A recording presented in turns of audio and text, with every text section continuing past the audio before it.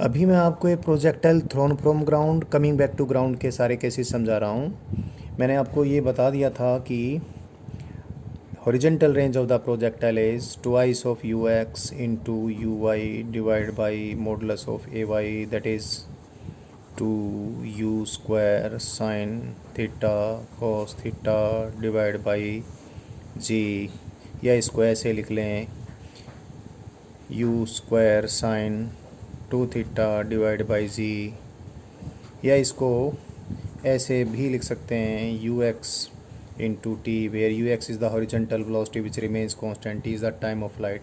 इस प्रकार से लिखना सिखाया था। और मैंने टाइम ऑफ लाइट तो बता ही दिया था, उसको two u x two u y divide by modulus of a y, या फिर two u sine theta divide by g, और maximum height it was u y square divide by twice of modulus of a y, या फिर u square sine square theta divide by two g. ये सारी चीज़ें बताई थी। इनसे related कुछ चीज़ें हमने और भी बताई थी, और एक बार फिर मैं ये डायग्राम भी शॉर्ट में बता देता हूँ। ये हमने डायग्राम यूज़ किया था। जिस पॉइंट से हमने प्रोजेक्टाइल को फायर किया था उसको ओरिजिन कहा था, वर्टिकली अपर डायरेक्शन को वाई एक्सिस लिया था, हॉरिजॉन्टल डायरेक्शन को हमने एक्स एक्सिस लिया था, और किसी भी टाइम पे पार्टिकल का एक्स कोऑर्डिनेट और वाई कोऑर्डिनेट और पार्टिकल की वेलोसिटी, ये सारी चीज़ें हम सर्च कर रहे थे, और बहुत सारी इक्वेशंस बनाई थी, और उनको यूज़ करके हमने ये चीज़ें निकाल ली थी। कुछ चीज़ें और भी बचती हैं इस प्रोजेक्टाइल की, वो डिस्कस करते हैं। सबसे पहले तो ये जो ट्रेजेक्ट्री है, इसकी शेप क्या होगी, ये already you know it will B parabolic, लेकिन इसकी इक्वेशन हमें मालूम होनी चाहिए। मैंने आपको बताया कि ट्रेजेक्ट्री की equation shape of the path कैसे डिटरमाइन करते हैं। X t relationship y t relationship से हम टाइम को एलिमिनेट करते हैं। तो पहले देखें इसकी एक्स टी रिलेशनशिप क्या थी। एक्स टी रिलेशनशिप थी x is equal to u x into t, u x u cos theta into t. Y t relationship थी y is equal to u sine theta into t minus g by two t square. इनमें से T eliminate कर देते हैं। यहाँ से T की value कितनी आएगी, यहाँ से टी की वैल्यू आएगी x divide by u cos theta. इसको वाई की इक्वेशन में हम पुट कर दें। So y is equal to u sine theta into t, that is x divide by u cos theta, and minus g by two, t का square करेंगे तो x square u square cos square theta आ जाएगा। So y it is u से u cancel होकर tangent theta into x minus ji divide by two u square cos square theta into x square. This is as good as a x plus b x square, because this is constant, this is constant. So you know this is the equation of a parabola. So y is equal to, this is equal to a parabola. Y is equal to ax plus bx square is the equation of parabola. So it is clear that the shape of the path, that is trajectory of the projectile is parabolic. ये parabolic trajectory है। इस parabolic trajectory की equation भी आपको याद रखनी है। ये इसी फॉर्म में भी तो आपको याद रखनी है ही है। इसको एक और तरीके से भी अभी हम लिख लेते हैं, वो भी आपको याद रखनी है। y is equal to tangent theta into x, और यहाँ जो ये g है उसको तो g रहने ही दें, टू यू स्क्वेयर भी रहने दें, कोस स्क्वेयर थीटा को मैं कोस थीटा इंटू कोस थीटा लिख दूंगा, अभी लिख देता हूँ, लिख दे रहा हूँ। और यहाँ पर साइन थीटा भी मेरा लिखने का मन है तो ऊपर भी लिख देता हूँ, और ये एक्स स्क्वेयर भी लिख दिया। बट आप ये चीज़ देखो, ये चीज़ आप इस चीज़ को देखें, यहाँ पर देखें, two u square sine theta cos theta divide by g तो आर है, तो ये सारा क्या हो गया, वन अपॉन आर हो गया, और ये sine theta divide by cos theta क्या हो गया, टेंजेंट थीटा। तो इक्वेशन ऑफ ट्रेजेक्ट्री हमारी इस प्रकार से बन गई, tangent theta into x minus, this is one upon r, sine theta by cos theta is tangent theta, so tangent theta upon r, that is r is the horizontal range into x square. इसमें से x tangent theta हमने common बाहर निकाल लिया, तो ये क्या आ जाएगा, x into tangent theta into one minus x by are. So equation of trajectory it is also written like this. ये कई बार थोड़ा ये देखने में भी सिंपल है, यूज़ करने में भी सिंपल है, ये कई बार हमें कई क्वेश्चंस को और आसानी से सॉल्व करवाती है। ऐसा नहीं है कि अगर आपको ये याद नहीं है तो नहीं कर पाओगे, एक तो आपको याद रखनी ही पड़ेगी। सो आई रीराइट दीज इक्वेशंस। एक ही लिख, चलो दोनों ही मैं वापस लिख देता हूँ। Equation of trajectory of a projectile thrown from ground falling back to ground, it is x tangent theta minus g divided by 2 u square cos square theta into x square, या फिर y is equal to x tangent theta 1 minus x divided by r। Trajectory के ऊपर base कई question होते हैं, एक दो question पहले हम कर लेते हैं फिर आगे प्रोसीड करते हैं। एक क्वेश्चन है, कोई पहाड़ी है बिल्कुल ट्रायंगुलर शेप की, से ए hill is like a triangle. हिल का मैं प्रोफाइल देखूं, हॉरिजॉन्टल वर्टिकल प्लेन से इसका मैं सेक्शन देखता हूं, तो this is the vertical section of a hill. Say this angle is alpha, this angle is beta, and a projectile is thrown from ground with velocity u and it is thrown with such a speed with such an angle कि ये पहाड़ी की मैं height भी show कर देता हूँ। इस प्रकार से इसको फेंका जाता है कि यहाँ से चल के और यहाँ से छूता हुआ और यहाँ पर गिरता है। ये थोड़ा सा बनाना मेरे लिए अभी इस प्रकार से बना दिया, तो एक रफ डायग्राम मैं बना देता हूँ। ये रफ डायग्राम मैं कहूँगा बिल्कुल ठीक से। चलो अब समझ जाएं इसको। इस प्रकार से है, ये यहाँ से थ्रो किया है इसको u वेलोसिटी से। ये एंगल इसका एंगल ऑफ प्रोजेक्शन थीटा है, और ये इस प्रकार से ये पहाड़ी के टॉप मोस्ट पॉइंट को छूता हुआ इस पॉइंट से चला और इस पॉइंट पे गिर गया। तो थीटा, अल्फ़ा और बीटा के बीच हमने रिलेशनशिप निकालनी है। अभी निकाल लेते हैं। देखें, अगर ये equation of trajectory based question है, सिंपल सा, और तरीके से भी सोल्व कर सकते हो यहाँ, लेकिन यहाँ से आसानी से सोल्व हो जाता है। ये अगर x है तो ये तो रेंज है टोटल, इसको सोल्व कर रहा हूँ, और ये कितना होगा, ये होगा r माइनस एक्स। अगर मैं लिखूँ टेंजेंट अल्फ़ा की वैल्यू लिखता हूँ, तो इस राइट एंगल ट्रायंगल को देख लें। What is this? It is the perpendicular divide by this base. और टेंजेंट बीटा को लिखूँ मैं, it is, see this right angle triangle, it is perpendicular divide by this base. Let us add tangent alpha and tangent beta. h comes out common here, it is 1 upon x plus 1 upon r minus x, so it is h divided by x into r minus x। LCM लिया हमने, r minus x plus x, so what we get, tangent alpha plus tangent beta is equal to h divided by x, और ये क्या रह जाएगा, ये रह जाएगा ऊपर तो r और नीचे x तो मैंने ले लिया, r minus x. So we get this thing. Now let us see what is x by h। Now let us write the equation of the trajectory. अब ट्रेजेक्ट्री की हम इक्वेशन लिख देते हैं। ट्रेजेक्ट्री बिल्कुल यही तो है ट्रेजेक्ट्री इक्वेशन। इस ट्रेजेक्ट्री इक्वेशन में ये पॉइंट है जिस पे हाइट h है, यानी इस पॉइंट के कोऑर्डिनेट्स क्या हैं, इस पॉइंट, यहाँ इसको ओरिजिन लिया मैंने, तो इस पॉइंट के ये ट्रेजेक्ट्री में किसी भी पॉइंट पे के एक्स वाई कोऑर्डिनेट हैं। इस पॉइंट को अगर देखें तो इसका x कोऑर्डिनेट तो x ही है और y कोऑर्डिनेट इसका h है। तो इस ट्रेजेक्ट्री इक्वेशन को मैं यूज़ कर लूँ यहाँ पर, तो y को बजाय तो लिख दूँगा h, x तो x है, ये डिस्टेंस, ये x कोऑर्डिनेट x आ गया इसका, इंटू टेंजेंट थीटा, और ये क्या एलसीएम लेकर लिख दिया मैंने, r minus x divide by are. So h by x को देख लें आप, h बाई एक्स क्या आ गया ट्रेजेक्ट्री इक्वेशन से, it is tangent theta into r minus x divided by r. So we just put the value of h by x from here, which is the equation of trajectory, into this.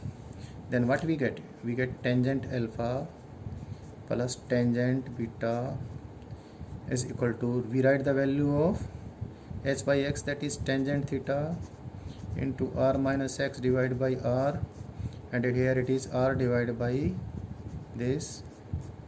So what we get? We get the relationship between these three angles, that is tangent alpha plus tangent beta is equal to tangent theta. So this is a question based on equation of trajectory. Let us solve some other question. Equation of trajectory base कोई और question हम solve कर लेते हैं.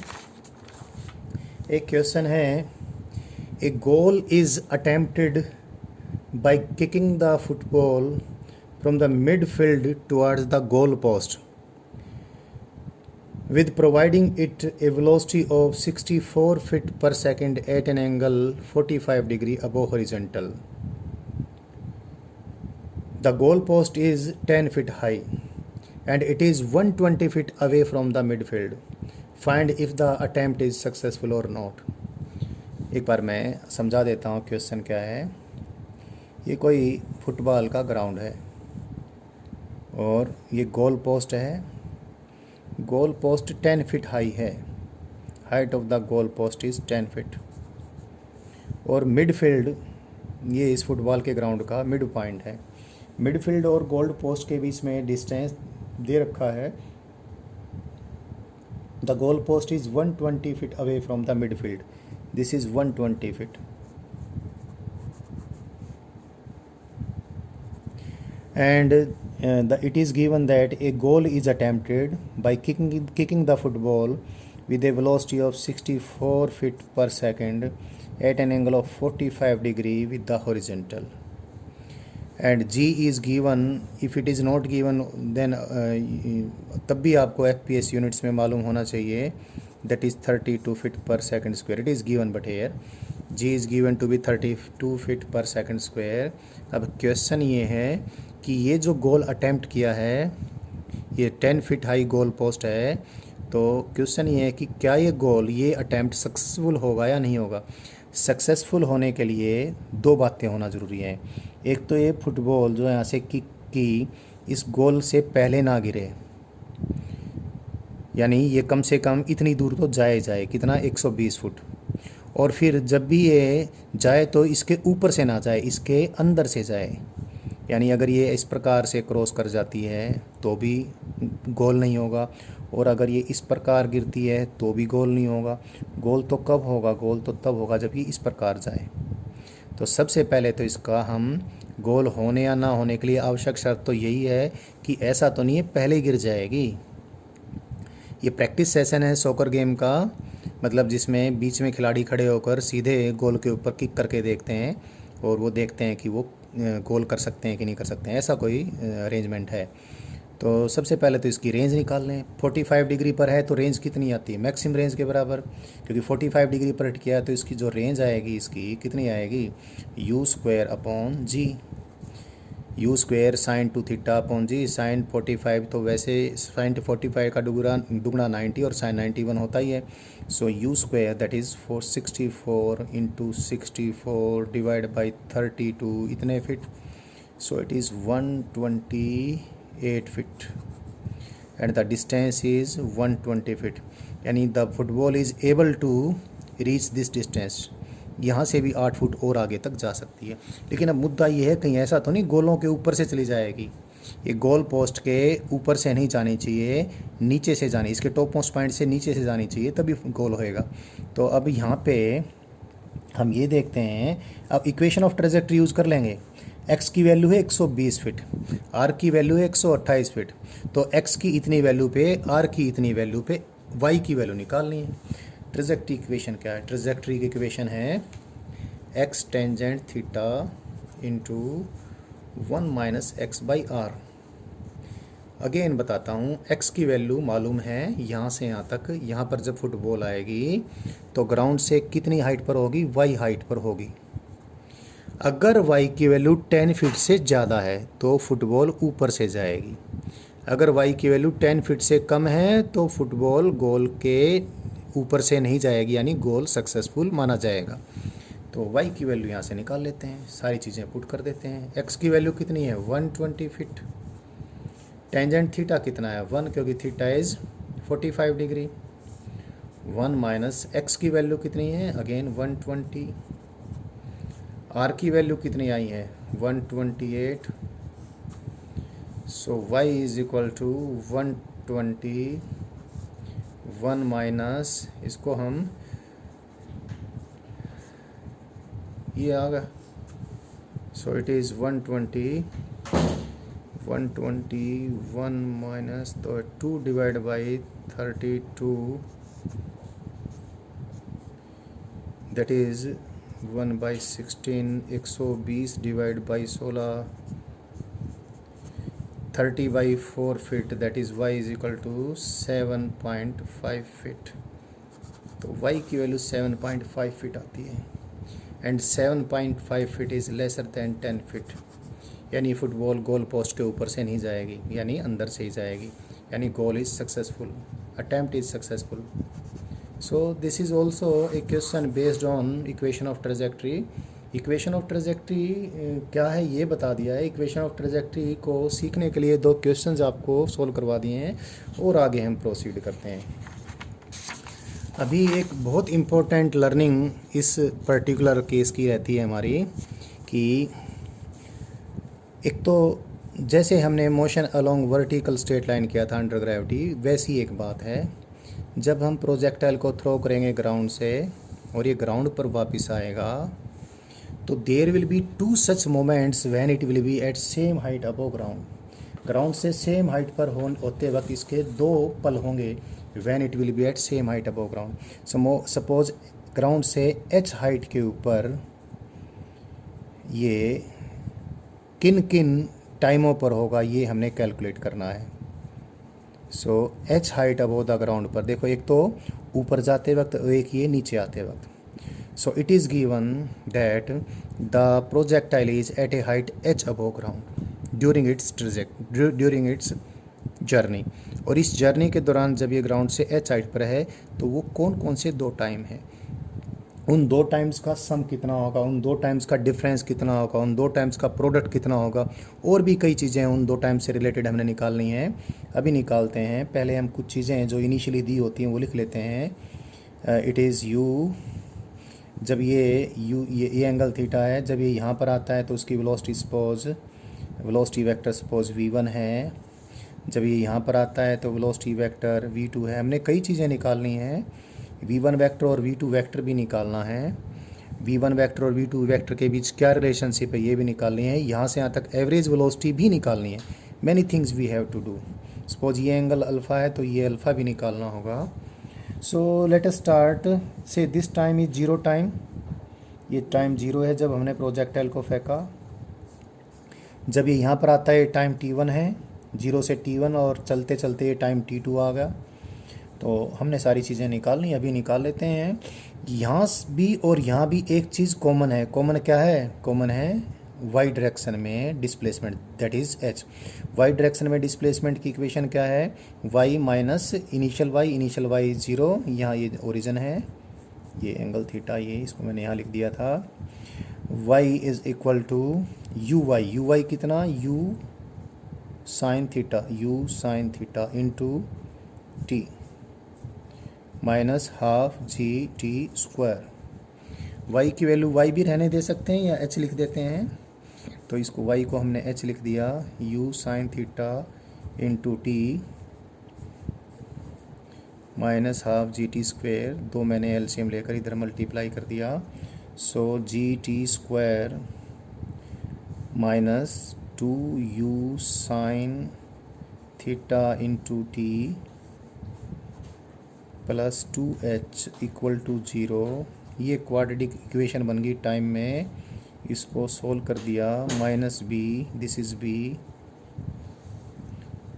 Plus minus square root of b² that is 4u² sine square theta minus 4AC 4 दूना 8 GH divide by 2A that is 2G। इसमें से हमने कॉमन ले लिया 4 का स्क्वायर रूट होकर 2 आ गया, 2 कट के t की वैल्यू कितनी आ जाएगी, u sine theta plus minus अंदर रह जाएगा u square sine square theta minus 2GH divide by g। अभी इसको एनालाइज करते हैं, बट उससे पहले कुछ बात बोल दें।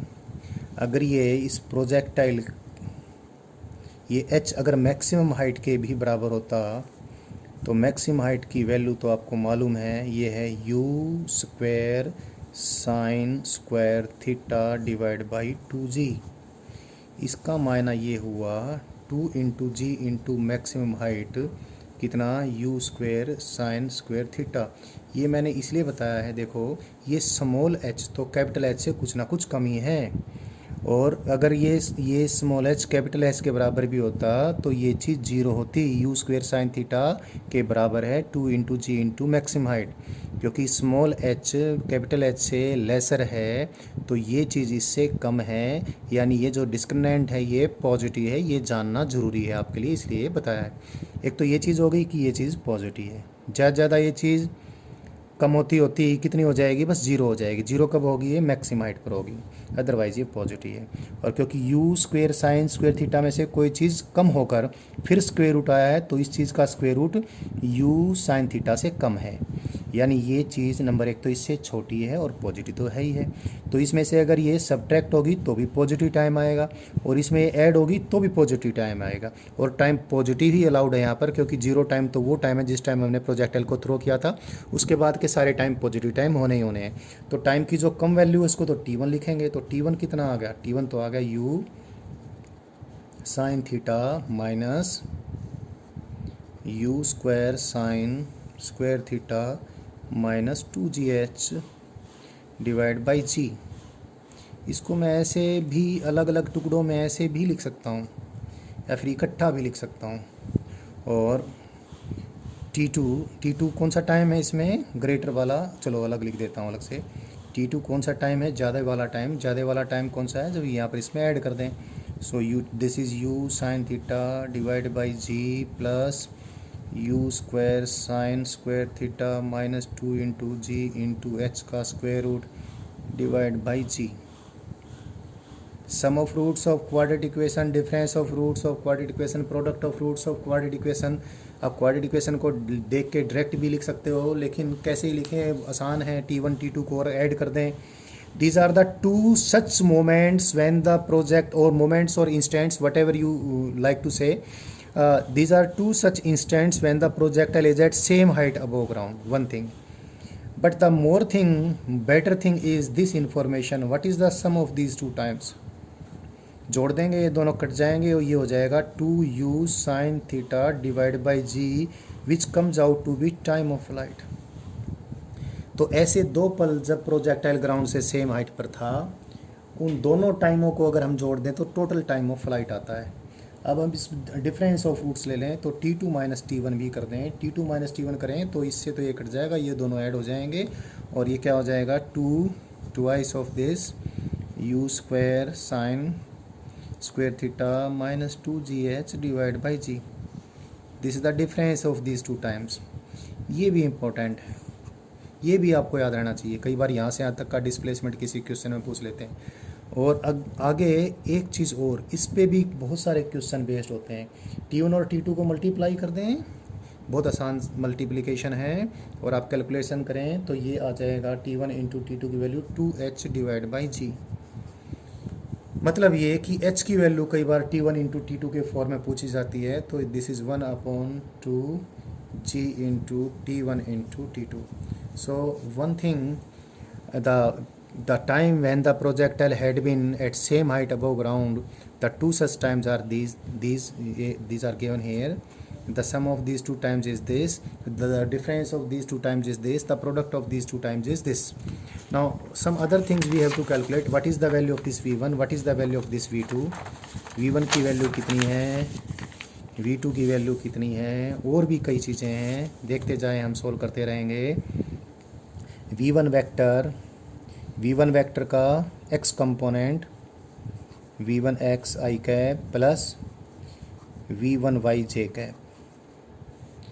अभी लिख देते हैं v1 x, और इसी प्रकार से v2 वेक्टर भी लिख दें। v2 वेक्टर माने t टाइम पे जो वेलोसिटी वेक्टर है, t2 टाइम पे, ये t1 टाइम पे।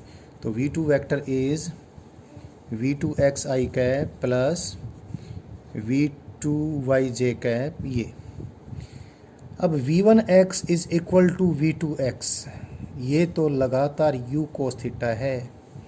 Y? Because there is no acceleration along horizontal direction. Horizontal direction में कोई एक्सलेशन है ही नहीं, ए एक्स तो जीरो है लगातार। एकमात्र एक्सलेशन वर्टिकल डायरेक्शन में है ए वाई, जो कितना है -g, जो कि एक्सलेशन ड्यू टू ग्रेविटी के कारण है। तो हॉरिजेंटल डायरेक्शन में क्योंकि कोई एक्सलेशन है नहीं, हॉरिजेंटल डायरेक्शन में लगातार वेलोसिटी कांस्टेंट ही है। और वर्टिकल डायरेक्शन में किसी टाइम पे हम वेलोसिटी कैसे निकालें? वर्टिकल डायरेक्शन में किसी टाइम पे वेलोसिटी हम टाइम के हिसाब से भी निकाल सकते हैं, या इस फार्मूले से भी निकाल सकते हैं। V y square minus u y square, minus u y square इधर भेज दिया हमने, यू वाई स्क्वायर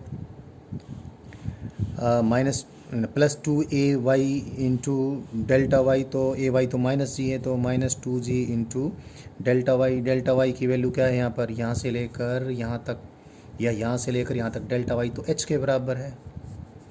तो वी वाई की वैल्यू ऐसे भी लिख सकते हैं, और वी वाई स्क्वायर की वैल्यू से हम वी वाई निकाल दें तो स्क्वायर रूट करेंगे तो दो साइंस के साथ वी वाई आएगा।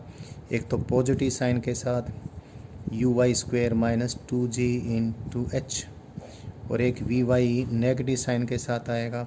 अब आप ये आसानी से जान सकते हैं कि कौन सी वेलोसिटी तो वी वाई 1 है, कौन सी वेलोसिटी वी वाई 2 है। वी वाई 1 इस जगह पे जब ये ऊपर चढ़ रहा था, ये तो था वी एक्स 1 और ये था वी वाई 1, और जब ये नीचे की तरफ आ रहा है, ये तो है वी 2x और ये है वी 2y। तो जब ये नीचे की तरफ आ रहा है तो वर्टिकल वेलोसिटी नेगेटिव है, so this is v 2y and this is v 1y। Now let us find, देखो आप लगातार वेलोसिटी का x कंपोनेंट तो सेम है, लेकिन वेलोसिटी का y कंपोनेंट यहाँ पर पॉजिटिव था, यहाँ पर नेगेटिव होगा, लेकिन y कंपोनेंट की मैग्नीट्यूड भी उतनी है। अगर मैं magnitude of this velocity and this velocity निकालूँ तो एक बार v1 की मैग्नीट्यूड निकाल लें। v1 के x कंपोनेंट का स्क्वायर क्या, u square cos square theta. एक बार ये यू वाई की वैल्यू ध्यान रखना, यू वाई कितना है, यू वाई स्क्वायर कितना है, you square sine square theta है। तो ये दोनों ही आपकी इस प्रकार से यहाँ पर लिख दें, v square is equal to v x square plus v y square. तो v1 एक बार मैं लिख देता हूँ, v1 square is equal to v1 x square plus v1 y square. किसी भी वेक्टर की मैग्नीट्यूड उसके x कंपोनेंट का स्क्वायर प्लस उसके y कंपोनेंट के स्क्वायर का स्क्वायर रूट होता है। तो v1 कितना हो जाएगा, v1 x square. What is v1 x square, v1 x square v2 x square is same, that is u square cos square theta plus v1 y square. See this, इसका square करेंगे तो square root हट जाएगा, क्या हो जाएगा u Y square कितना है, u square sine square theta -2 into g into h. तो u स्क्वायर कॉमन आएगा, sine square theta plus cos square theta 1 हो जाता है, so it is u square -2 into g into h. जब आपको हम वर्क एनर्जी थ्योरम करवा देंगे तो ये चीज़ तो आप डायरेक्ट भी लिख लेंगे, अभी उसकी लर्निंग में काफ़ी टाइम लगने वाला है, लेकिन उससे पहले ही हमने देख लिया है। ऐसे ही v2 लिखें, v2 कैसे, ऐसे ही v2 कैसे, v2 का x कंपोनेंट का स्क्वायर, v2 का x कंपोनेंट का स्क्वायर ये रहा, u square cos square theta. अब v2 के y कंपोनेंट का स्क्वायर माइनस साइन स्क्वायर हो गए तो प्लस ही हो जाना है, और ये हटी जाना है। तो u वाई स्क्वायर कितना है, u square sine square theta -2gh, ये भी वही आगा, u square -2g into H. एक बहुत इम्पोर्टेंट बात आपके सामने है और वो आपने देख ली है क्या when the projectile is at same height above ground, when the projectile is at same height above ground its speed is same, velocity की मैग्नीट्यूड इंस्टेंटेनियस वेलोसिटी की मैग्नीट्यूड स्पीड होती है। यहाँ पर v1 की जो मैग्नीट्यूड है u स्क्वेयर माइनस 2gh, यहाँ पर भी v2 की मैग्नीट्यूड वही है, सिर्फ डायरेक्शन का डिफरेंस है। और डायरेक्शन में भी आप देखें दोनों वेलोसिटीज़ का x कंपोनेंट तो सेम है और y कंपोनेंट की डायरेक्शन चेंज हो गई है। तो हमने अभी दो टाइम कौन कौन से हैं वो निकाल लिए सेम हाइट पर, दोनों टाइम्स का डिफरेंस निकाल लिया, दोनों टाइम्स का सम निकाल लिया, दोनों टाइम्स का प्रोडक्ट निकाल लिया, साथ में हमने दोनों टाइम पे वेलोसिटी की मैग्नीट्यूड कितनी है वो भी निकाल ली। अभी और चीज़ भी हम अभी करते हैं, एक चीज़ और भी, किसी टाइम पे वेलोसिटी वेक्टर की डायरेक्शन कौन सी है, जैसे v1 वेक्टर की डायरेक्शन कौन सी है, हॉरिजॉन्टल के साथ अल्फा एंगल, तो ये अल्फा को भी निकालना आपका आना चाहिए। देखिए ज़रा, at every time horizontal component of velocity is same, जैसे टी टाइम पे ये प्रोजेक्टाइल यहाँ पर है, किसी टाइम पे किसी भी टाइम पे प्रोजेक्टाइल कहीं पर भी है सपोज, उसकी वेलोसिटी v है, वो एक अलग केस है, ये अभी बीच में ही मैं कर रहा हूँ, मुझे ध्यान नहीं रहेगा, नहीं, मैं किसी भी टाइम पे प्रोजेक्टाइल की वेलोसिटी v लिया, उस टाइम ये उड़ान भरता हुआ प्रोजेक्टाइल हॉरिजॉन्टल के साथ अल्फ़ा एंगल पे है, तो हमें अल्फ़ा निकालना है। इस समय हाइट h हाइट पे है प्रोजेक्टाइल और इनिशियल वेलोसिटी थी u, ये एंगल था थीटा। तो निकालने का बहुत आसान तरीका हमारे पास ये है, पहले तो किसी भी हाइट पे वेलोसिटी की मैग्नीट्यूड हमने निकाल ही ली है। दूसरा, किसी भी हाइट पे हो चाहे कहीं भी हो, हॉरिजॉन्टल वेलोसिटी तो हमेशा सेम रहनी है, तो v cos अल्फ़ा, इस v का horizontal component v cos alpha will be same as initial horizontal component that is u cos theta. तो cos अल्फ़ा की वैल्यू आ गई u cos theta divide by v, so cos alpha is equal to u cos theta divide by v, और v की value अभी हमने निकाली, it is u square minus 2gh। तो at any height above ground in which direction the projectile is found flying is this, इसका cos inverse ले लेंगे, alpha is equal to cos inverse of this. So किसी भी time पे projectile horizontal के साथ कितने एंगल पे उड़ान भरता हुआ देखा गया, यहाँ से पता चल जाएगा। अब किसी भी टाइम पे निकाल लें या किसी भी हाइट पे निकाल लें। अब हमने एक ये सारा कुछ किया है, लेकिन इसमें अभी एक बहुत इंपॉर्टेंट चीज़ बचती है कि when it was at same height above ground from this point to this point what had been the average velocity of the projectile. Average velocity निकालने के का एक तरीका तो हमेशा ही ठीक है, average velocity vector is always motion को चाहे कैसी आग लगी हो, कैसा ही मोशन हो, गंदा अच्छा बढ़िया, average velocity vector is always displacement vector divided by time taken, ये तो हमेशा ही ठीक है। बट अगर यूनिफॉर्मली एक्सीलरेटेड मोशन है, अभी बहुत ध्यान से आपने एक चीज़ सुननी है, क्योंकि इससे रिलेटेड भी बच्चे बड़ी गलतियां कर लेते हैं। अगर एक्सेलेरेशन कांस्टेंट है तो किसी टाइम मान लिया वेलोसिटी v1 है, तो एक सेकंड बाद वेलोसिटी कितनी हो जाएगी, आफ्टर 1 सेकंड वेलोसिटी हो जाएगी v1, क्योंकि यूनिफॉर्मली एक्सेलरेटेड मोशन में final velocity vector is initial velocity vector plus acceleration vector into time taken. ये सारी वेक्टर रिलेशनशिप्स हैं, हमने इनके कंपोनेंट एक्स वाई कंपोनेंट बनाकर बताए थे। किसी टाइम पर इनिशियल वेलोसिटी v1 है तो एक सेकंड बाद कितनी हो जाएगी, v1 vector plus acceleration vector into 1 second. एक सेकंड बाद फिर वेलोसिटी कितनी हो जाएगी, एक सेकंड बाद और वेलोसिटी कितनी हो जाएगी, v1 vector plus 2 second into a vector, so हो जाएगी v1 vector plus a vector into 2 second. फिर 3 सेकंड बाद कितनी हो जाएगी, v1 vector plus a vector into 3 second.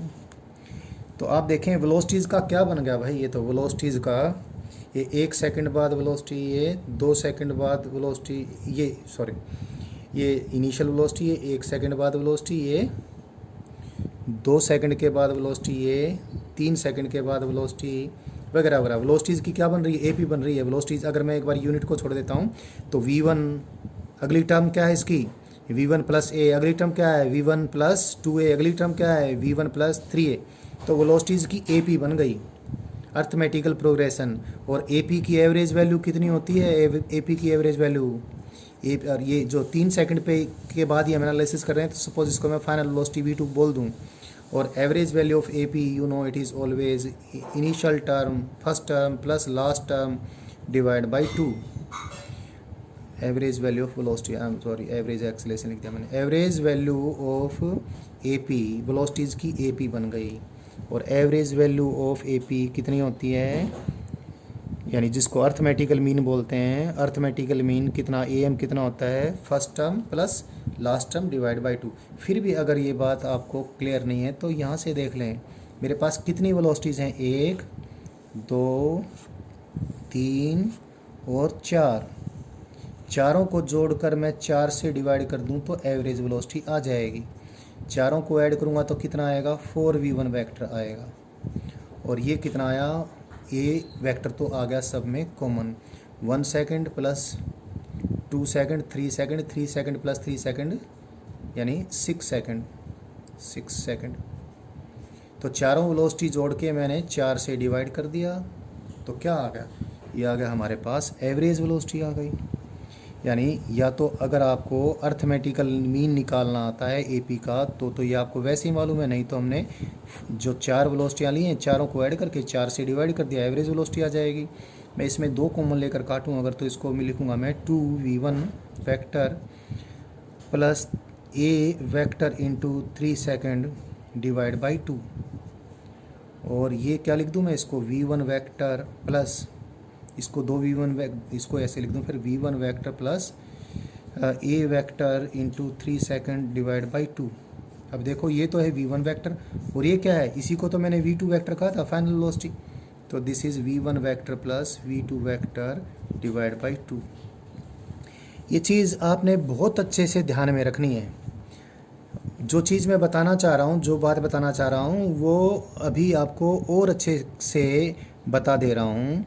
अगर कोई रूल नहीं है टाइम के साथ वेलोसिटी किस प्रकार बढ़ रही है, यानी एक्सेलरेशन किस प्रकार से चेंज हो रहा है, यूनिफॉर्मली एक्सेलरेटेड मोशन है या नहीं है, कैसा मोशन है, चाहे कैसा भी हो, एवरेज वेलोसिटी डेफिनेशन के अनुसार तो हमेशा ही निकालेंगे आप, ठीक आएगी। That is displacement vector divide by time taken. But यही वैल्यू किसके बराबर आ जाएगी, एवरेज वेलोसिटी की, initial velocity vector plus final velocity vector divided by 2, अगर अगर अगर एक्सेलरेशन वेक्टर कांस्टेंट हो। यानी अगर एक्सेलरेशन वेक्टर कांस्टेंट नहीं है तो एवरेज वेलोसिटी बराबर है initial velocity vector plus final velocity vector divide by 2 नहीं होगा। तो क्योंकि ये तो यूनिफॉर्मली एक्सेलरेटेड मोशन है, लगातार एक्सेलरेशन कांस्टेंट है, कितना एक्सेलरेशन ड्यू टू ग्रेविटी, तो यहाँ से यहाँ तक एवरेज वेलोसिटी आप बहुत आसानी से ऐसे निकाल सकते हैं। कैसे निकाल सकते हैं, average velocity between two such moments when the projectile was at same height above ground. So यहाँ पर एवरेज वेलोसिटी कैसे निकलेगी, यहाँ पर वेलोसिटी वेक्टर v1 प्लस यहाँ पर वेलोसिटी वेक्टर v2, क्योंकि यूनिफॉर्मली एक्सेलरेटेड मोशन है, डिवाइड बाई 2। ऐसे कर देते हैं। v1 वेक्टर कितना था देख लें आप, v1 वेक्टर अभी हमने लिखा था कहीं, v1 vector where the v1 vector has gone, yes it is this is v1 vector, this is v1 vector, this is v2 vector. दोनों को ऐड करके हम क्या कर दें, टाइम से डिवाइड कर देते हैं। सो अगर कोई बात नहीं, अगर ये पेज अगर मैंने ऐसे कर भी दिया था तो भी आसान है।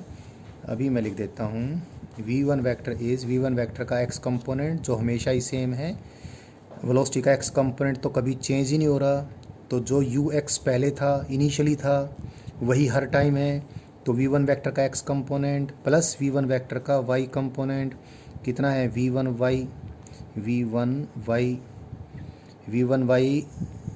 j cap plus v2 vector का x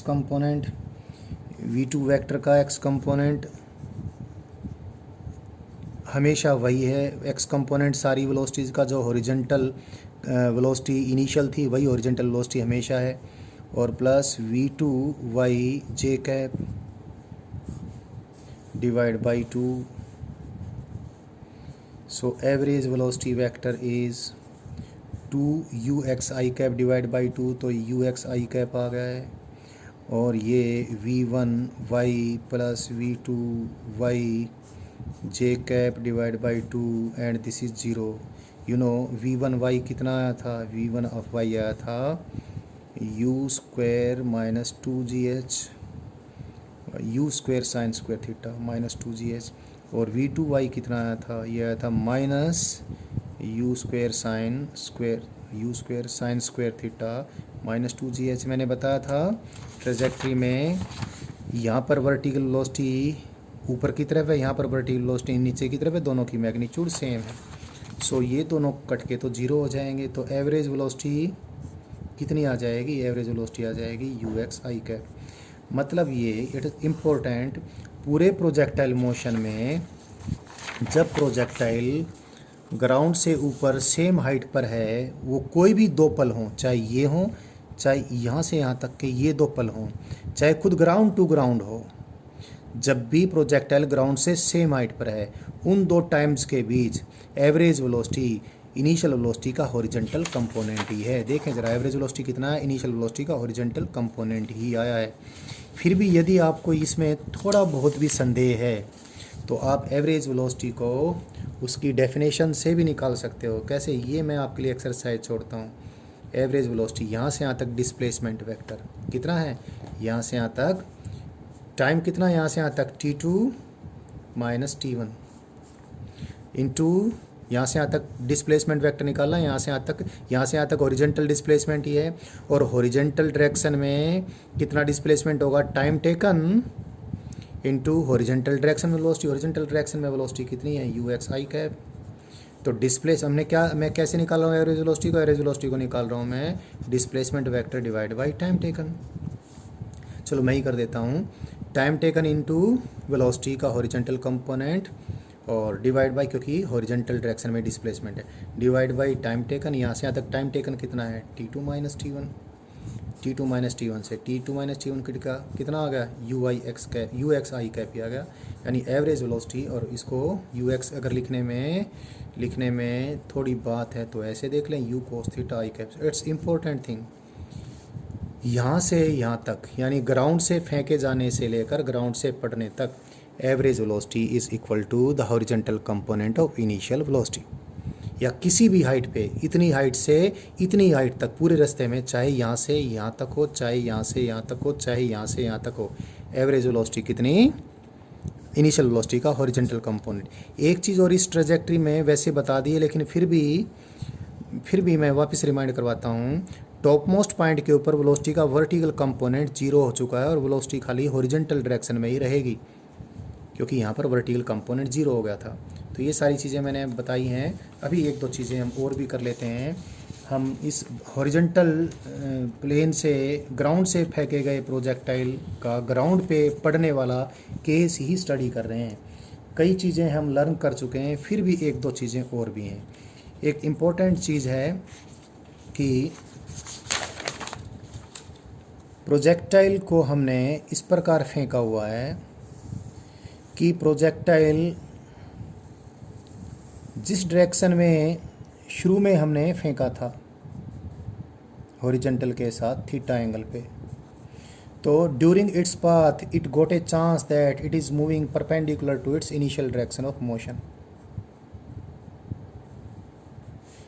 यानी प्रोजेक्टाइल जो हमने u वेलोसिटी से फायर किया था, अपने रास्ते के दौरान इसको ऐसा चांस मिला कि बाय द वे इसकी वेलोसिटी इसकी इनिशियल वेलोसिटी के परपेंडिकुलर हो गई। तो किस टाइम ऐसा हो पाया, एक तो वो टाइम निकालना है, और दूसरे हमने ये निकालना है कि उसके लिए कंडीशन क्या होगी। तो पहले तो टाइम निकाल लेते हैं, एक बार रिपीट कर देता हूँ। ए projectile is thrown from ground and during its journey it got a chance that it is seen moving perpendicular to its initial direction of motion. Then at what time it happened, or at what time it can happen and when it can happen. ऐसा हमेशा हो सकता है या ऐसा होने के लिए कोई कंडीशन है, और वो कंडीशन है तो क्या कंडीशन है, ये चीज़ें हम निकाल लेते हैं। सपोज ये तो 0 टाइम था, और टी टाइम पे पार्टिकल यहाँ पर आता है। इनिशियल वेलोसिटी कितनी है ये मैं लिख देता हूँ। इनिशियल वेलोसिटी u है, वेक्टर है। एक्सेलरेशन लगातार क्या है, g वेक्टर है। और फाइनल वेलोसिटी v वेक्टर है। यूनिफॉर्मली एक्सेलरेटेड मोशन में v vector final velocity vector is equal to initial velocity vector plus acceleration vector into time taken. ये पूरी वेक्टर रिलेशनशिप यूज़ करके इसके कंपोनेंट बना के मैंने एक्स वाई कंपोनेंट करके लिखे थे। मैं कंपोनेंट एक बार नहीं बनाना चाहता, मैंने डायरेक्ट लिख दिया, क्योंकि ये वेक्टर और ये वेक्टर एक दूसरे के परपेंडिकुलर हैं, और जब भी दो वेक्टर्स एक दूसरे के परपेंडिकुलर होते हैं तो उनका डॉट प्रोडक्ट जीरो होता है। एक तरीका, मैं दो तरीके से इसको सॉल्व करके दिखाता हूँ। एक तरीका तो ये बहुत आसान, जब भी आपको दो वेक्टर्स मिले और दोनों एक दूसरे के परपेंडिकुलर हो, कोई रिजल्ट निकालना हो, आप फटाक से दोनों का डॉट प्रोडक्ट लेकर और जीरो कर दिया कीजिए, बहुत जल्दी आपकी प्रॉब्लम सॉल्व हो जाया करेगी। तो u वेक्टर का v वेक्टर के साथ डॉट प्रोडक्ट लिखा और जीरो आ गया। तो u वेक्टर है, v वेक्टर ये लिख दिया हमने। तो this is u vector dot u vector plus g vector into time taken is zero. u dot product हमने ओपन कर दिया। u vector dot u vector is u square plus u vector dot g vector into time is equal to zero. अभी एक बार देख लेते हैं इस diagram को, मैं यहाँ दिखा देता हूँ। u वेक्टर तो हॉरिजॉन्टल के साथ कितने एंगल पर है, थीटा एंगल पे है। और g वेक्टर तो वर्टिकली डाउन, धरती माता तो वर्टिकली डाउनवर्ड ही खींचती है जनाब। ये एंगल है कितना, 90 डिग्री। तो दो वेक्टर का जब डॉट प्रोडक्ट लिखते हैं तो कैसे लिखते हैं, एक की मैग्नीट्यूड गुना दूसरे की मैग्नीट्यूड गुना में cos of angle between them, cos of 90 degree plus theta equal to zero. Cos 90 degree plus theta क्या होता है, माइनस साइन थीटा। तो ये आ गया u square minus u into g into sine theta. ये t लिखना भूल गया था बच्चों में यहाँ पर, into t equal to zero. So from here what we get, t is equal to u से u कट जाएगा, u divide by g sine theta और u divide by g cosecant theta. So this is the time when the projectile will be seen moving in a direction perpendicular to its initial direction of motion। एक बात तो ये हो गई। इसको किसी दूसरे तरीके से भी सोल्व करके देख लेते हैं। चलो इसी पेज पे हम कर लेते हैं। ये फाइनल वेलोसिटी वेक्टर, ये इनिशियल वेलोसिटी वेक्टर है। दो वेलोसिटी वेक्टर्स को हम सब्ट्रैक्ट कर दें तो दोनों का डिफरेंस आ जाएगा। अब यहाँ से भी देखें, v vector minus u vector क्या आएगा, g वेक्टर इंटू टी आएगा। अभी पेज को मैं पलट ही देता हूँ। v vector that is final velocity vector minus initial velocity vector has to be equal to g vector into t. पहले तो g वेक्टर की डायरेक्शन देखें, g वेक्टर की डायरेक्शन है वर्टिकली डाउनवर्ड। t तो स्केलर है, किसी वेक्टर को किसी स्केलर से गुना करेंगे तो डायरेक्शन थोड़ा ही चेंज होगी। अब ये u वेक्टर और ये v वेक्टर, u वेक्टर और v वेक्टर, दो वेक्टर जब हम सब्ट्रैक्ट करते हैं तो मैंने वेक्टर्स को सब्ट्रैक्ट करने का तरीका बता रखा है। मैं दोबारा से डायग्राम बना लेता हूँ। Initial velocity vector u vector,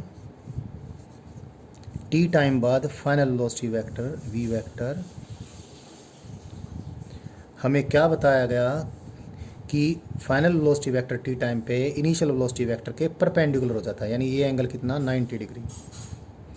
तो किस टाइम बाद ऐसा हुआ, यानी u तो ये था, ये एंगल कितना था हॉरिजॉन्टल के साथ, ये एंगल तो पहले बता रखा है थीटा एंगल था, ये एंगल थीटा था। तो ये कितना हो जाएगा, ये एंगल तो पूरा 90 डिग्री का हो गया 90 डिग्री माइनस थीटा।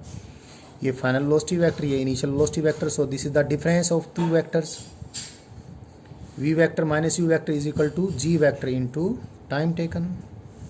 तो अब क्वेश्चन सॉल्व हो गया है हमारा, क्योंकि ये दोनों 90 डिग्री पर हैं। पाइथागोरस थ्योरम यूज़ कर दी।